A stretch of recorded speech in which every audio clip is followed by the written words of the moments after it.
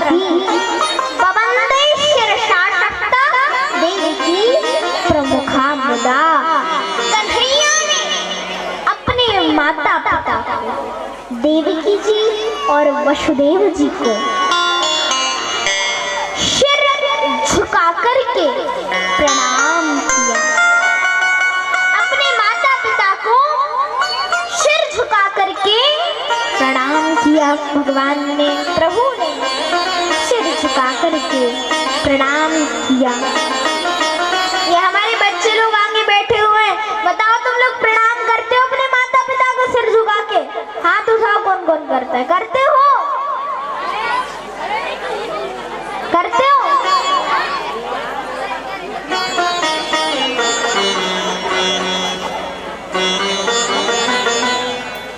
नहीं करते, ज्यादा लोग नहीं करते। देखो, अपने माता पिता को सिर झुका करके प्रणाम करना ही चाहिए। किसी को पता है माता पिता को सिर झुका करके प्रणाम करने से कितनी चीजें मिलती हैं और क्या क्या मिलता है? पता है माताओं? अपने माता पिता कौन कौन? आयुर विद्या यशो बलम। आयुर मतलब उम्र बढ़ना, विद्या मतलब ज्ञान बढ़ना, आयुर विद्या यशो, यशो मतलब मान सम्मान बढ़ना, और बलम, बलम मतलब ताकत बढ़ना। ये चार चीजें अपने, आजकल के बच्चे प्रणाम नहीं करते अपने माता पिता को सिर झुका करके। और अगर घर में कोई वशिष्ठ, कोई बड़ा बुजुर्ग आए और माता पिता कह दे उम्र बढ़ती है हमारी, लेकिन आजकल के बच्चे नहीं करते, बात ही नहीं मानते आजकल के बच्चे माता पिता की, प्रणाम नहीं करते, बात नहीं मानते, कोई आज्ञा का पालन नहीं करते।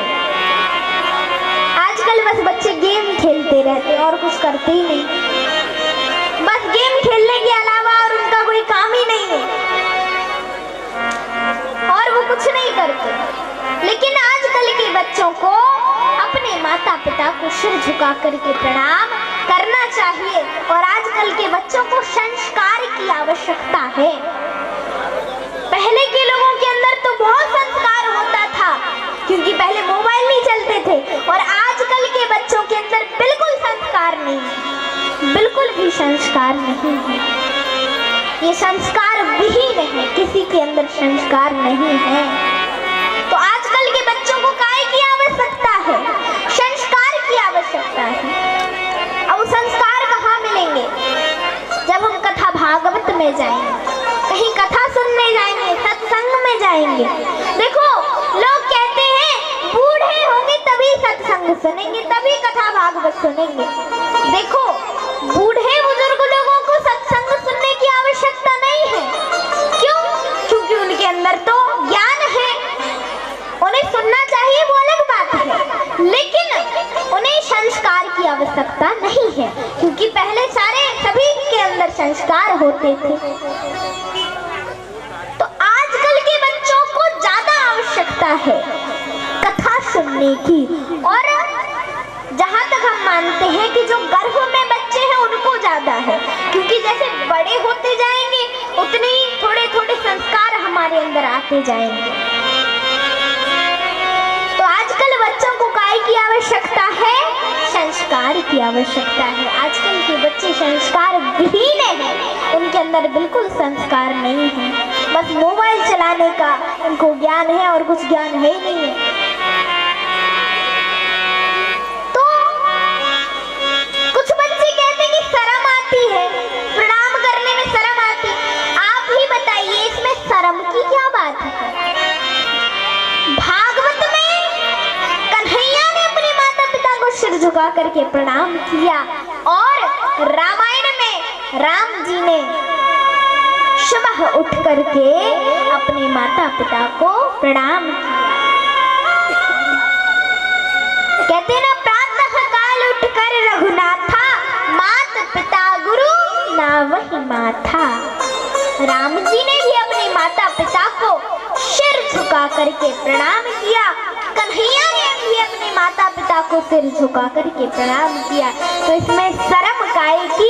जब भगवान ने खुद अपने माता पिता को सिर झुका करके प्रणाम किया, तो हमें क्या शर्म करनी चाहिए? बताओ, शर्म करनी चाहिए? हमें नहीं करनी चाहिए।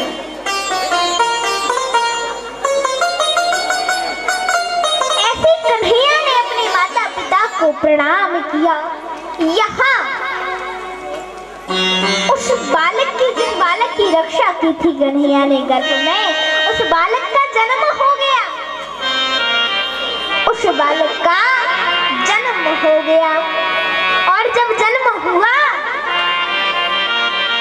तो बालक उठ करके बैठ गया, ऐसे गोदी बना ली और ऐसे बैठ के चारों तरफ देखने लगा। चारों तरफ ऐसे देखने लगा, परीक्षण करने लगा। उसी समय कुंती बुआ ने पूछा कि महाराज, ये बालक ऐसे क्यों देख रहा है? किसको ढूंढ रहा है? कहा ये वो ढूंढ रहा है कि जिसने मेरी गर्भ में रक्षा की, वो तो यहाँ कहीं दिखाई नहीं दे रहा। कहाँ गया वह? तो उस बालक का नाम रख दिया गया परीक्षित जी। बोलो परीक्षित जी महाराज की जय। नाम रख दिया गया परीक्षित जी।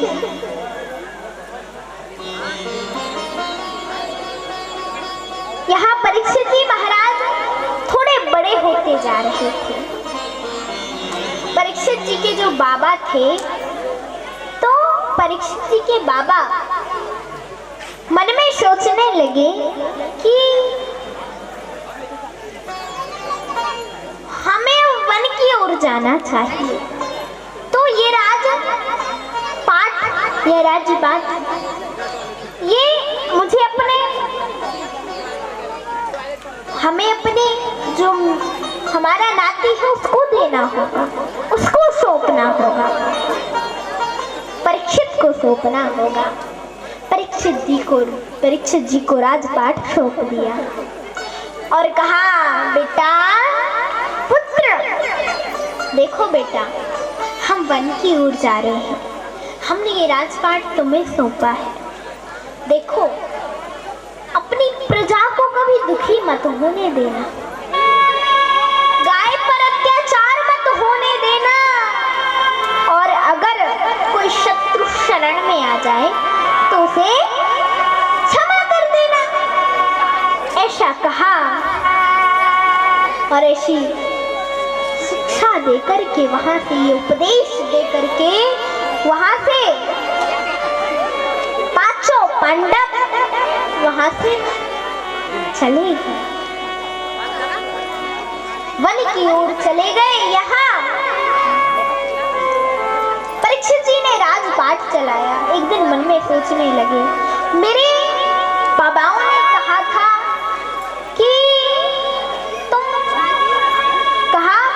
मेरे बाबाओं ने कहा था कि तुम ऐसा करना, तुम अपने राज्य की सुरक्षा करना और प्रजा को कभी दुखी मत होने देना, गाय पर अत्याचार मत होने देना। चलो मैं देख के तो आऊं कि कहीं प्रजा दुखी तो नहीं है, कहीं गाय पे अत्याचार तो नहीं हो रहा। और भेष बदल करके राजा परीक्षित कहाँ जा रहे हैं? परीक्षित जी महाराज अपने राज्य को देखने के लिए जा रहे हैं। आइए हम सभी लोग मिलकर के एक छोटा सा भजन कर लेते हैं।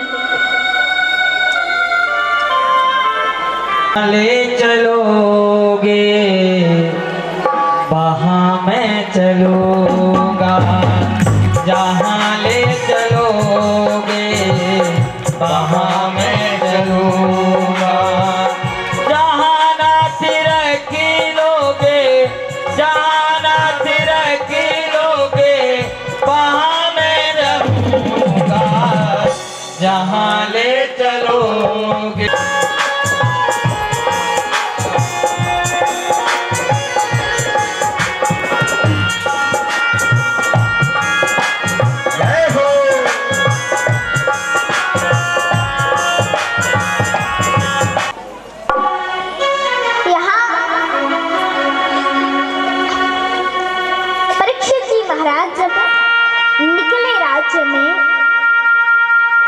उन्होंने देखा कि एक गाय दूर खड़ी खड़ी रो रही थी। एक व्यक्ति बैल को मार रहा था। गाय दूर खड़ी खड़ी रो रही थी। क्रोध आया राजा परीक्षित को, तलवार निकाली, मारने को दौड़ने लगे। मारने को दौड़े तो वह व्यक्ति आकर के चरणों में गिर पड़ा। बोला, नहीं प्रभु, नहीं नहीं महाराज, नहीं, ऐसा मत करो, ऐसा मत करो, ऐसा मत करो प्रभु, ऐसा मत करो। कहा, अरे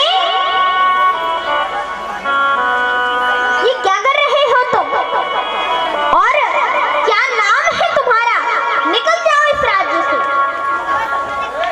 तो कहा, महाराज मेरा नाम कली है, ये बैल है, ये बैल नहीं, धर्म है, ये गाय है, ये गाय नहीं, पृथ्वी है, पृथ्वी, कली हूं।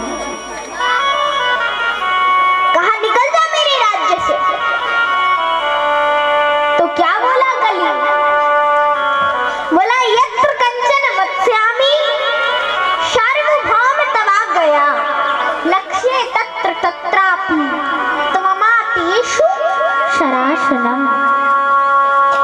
यत्र कंचन वत्स्यामि सार्वभौम तवा गया, लक्ष्ये तत्र तत्रापि त्वमातेषु शरासनम्। कहा, मैं कहाँ जाऊं महाराज, कहाँ जाऊं? यत्र कंचन वत्स्यामि सार्वभौम तवा गया, आप मुझे कुछ जगह दे दीजिए। लक्ष्ये तत्र तत्रापि त्वमातेषु शरासनम्, मैं जहाँ भी जाता हूँ, लक्ष्ये तत्र तत्रापि आप मुझे धनुष बाण लिए, तलवार लिए, घोड़े पर सवार दिखाई देते हैं। मैं जाऊं तो कहाँ जाऊं, आपका ही तो राज्य है, सब कहें। लक्ष्ये तत्र तत्रापि त्वमातेषु शरासनम्।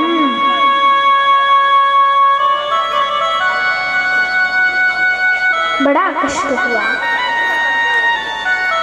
मैं जाऊं तो कहाँ जाऊं, मुझे कुछ जगह दे दीजिए महाराज, मुझे कुछ जगह दे दीजिए ताकि मैं अपना गुजारा कर लूं। कहा, गुजारा 4 जगह दे दी जा, जहां लोग मत्रा पान करते हो वहां तेरा वास है, जहां लोग हिंसा करते हो वहां तेरा वास है, जहां लोग जुआ खेलते हो वहां तेरा वास है, और जहां वेश्यालय हो वहां तेरा वास है। जा, मैं तुझे ये 4 जगह देता हूँ। सुना तो कली मन में सोचने लगा कि ये 4 जगह तो दे दी, पर ना तो राजा की बुद्धि कैसे खराब करूं। अब ना तो राजा मद्रापान करता है, ना ही राजा जुआ खेलता है, ना ही राजा वेश्यालय जाता है, ना ही राजा हिंसा करता है। अब राजा की बुद्धि खराब करूं तो कैसे करूं, कैसे करूं राजा की बुद्धि खराब। तो कली ने फिर से याचना की, पुनश्च याचमानाया जात रूप मदात् प्रभु ततो अन्वितं मदम कामम राजो बैरम च पंचमम। पुनश्च याचमानाया, पुनः प्रार्थना की, पुनश्च याचमानाया जात रूप मदात् प्रभु। हे प्रभु, आपने मुझे ये 4 बुरी बुरी जगह तो दे दी, अब एक आध अच्छी जगह भी दे दो। जात रूप मदात् प्रभु ततो अन्वृतम मदम कामम राजो बैरम च पंचमम। आप मुझे एक आध अच्छी जगह भी दे दो। तो राजा परीक्षित ने क्या कहा, जाओ सोने में तेरा वास है। बोले सोने में? कहा है धातु नामस्मिन् कांचन, सोने में तो भगवान का वास है। फिर कली का कैसे? कहा कली का धर्म से कमाए गए धन में भगवान का वास है और अधर्म से कमाए गए धन में कली का वास है। मुझे इस पर एक बहुत सुंदर चुटकुला याद आ गया। हाथ उठाओ, चुटकुला कौन कौन सुनेगा? बस इतने ही लोग, और माताएं नहीं सुनेंगी क्या चुटकुला? हाथ ऊपर करो। ये पीछे वाले भाई लोग, आप लोग नहीं सुनोगे? दोनों हाथ उठाओ ऊपर, उठाओ दोनों हाथ ऊपर। देखो हमारी माताएं कह रही है कि जल्दी देवी जी कथा करो, तुम काहे को चुटकुला के चक्कर में पड़ी? जल्दी करो कथा, हमें प्रसाद दो, हो जाओ जाए हम करें अपने अपने। हाथ उठाओ, कौन कौन सुनेगा? दोनों हाथ ऊपर। ऐसे नहीं सुनाएंगे, नीचे मत करना, ऊपर ही रखना है दोनों हाथ ऊपर। अम्बे मात की, भोलेनाथ की। अभी